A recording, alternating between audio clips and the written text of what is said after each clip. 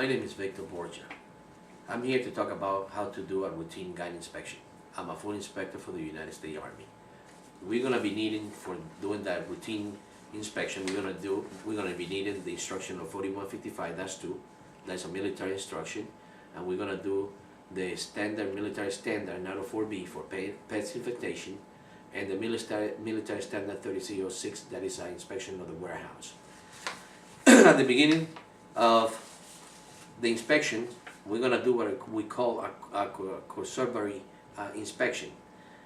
This is a type of inspection that we do when the meal ready to eat leave the plant where the manufacturer is, and it comes to to any other military installation and where they're going to be stored.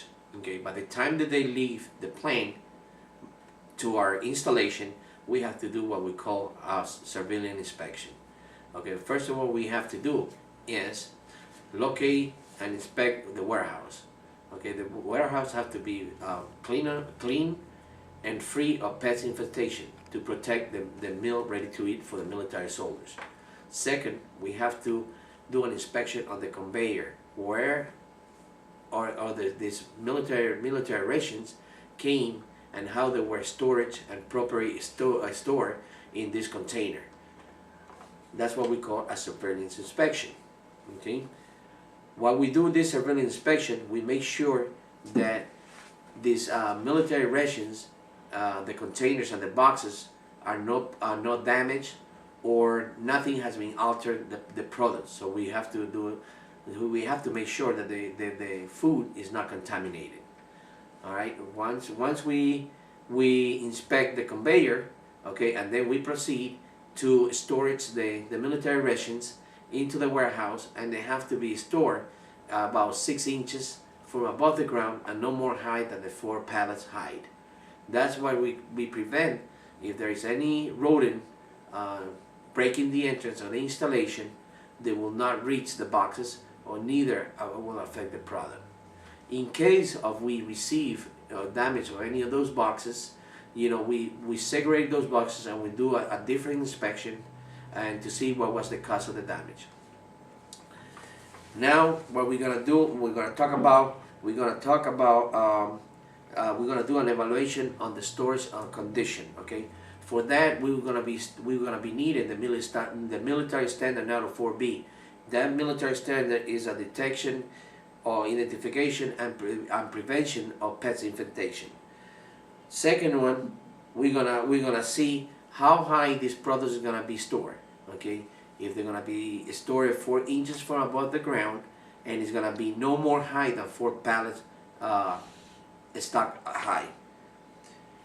All cases opening for inspection and damage. Okay, once we segregate all these boxes, we're gonna be doing what we call separating closed open box, what we call duppy. Okay, but right now what we're gonna do is we're gonna talk once we do the storage inspection, we're gonna determine the ground lot. Ground lot is identify the product. It's the same manufacturers. Like in this case, the company who produced this meal ready to eat is McCormick. It's one of the plants that military uses to produce the meal ready to eat for the soldiers. Okay, in this case, the ground lot is identified by the same manufacturer, the same assembler, the same production, the same year, and the same components. Okay, that's what we call a contractor lot. A ground lot is identified the same product but different years and the same menu.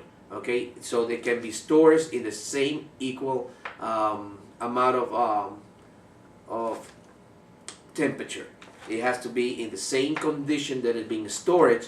You have to do the same. You can store it. That's what we call a ground lot. Okay. After we determine the lot size of the MRE or the damage that we have, what we do is we count the amount of modules. Each module it contains 2 cases, in which is case divided by case A and case B. Each case it contains 12 menus. And in this case, case A has 12 menus and case B have 12 menus. In total, they have 24 menus in one module. Okay. Now we're gonna proceed what we call inspect the shipment. Okay. When we talk about inspect the shipment, when we talk about inspecting the shipment, what we talk is not that we're looking about how the shipment is being shipped. It's not. It's just that, yeah, in a matter of way, what we do is we inspected the way that the shipment was sent. In this case, if they came in a surveying in a conveyor in a 20-foot trailer, we have to make sure that they were palletized and they will be at a temperature, an adequate temperature, so that the product will not expose to time exposure. Okay, each box has what they call a TTI. They call time temperature indicator, and it will definitely tell us, you know, how much temperature that product has been exposed to. Okay. After we do that, we're going to inspect each individual menu, and that's what we call the close package inspection. Like this, for instance, this is one of the menus, and this is the menu number 7. This is meatloaf.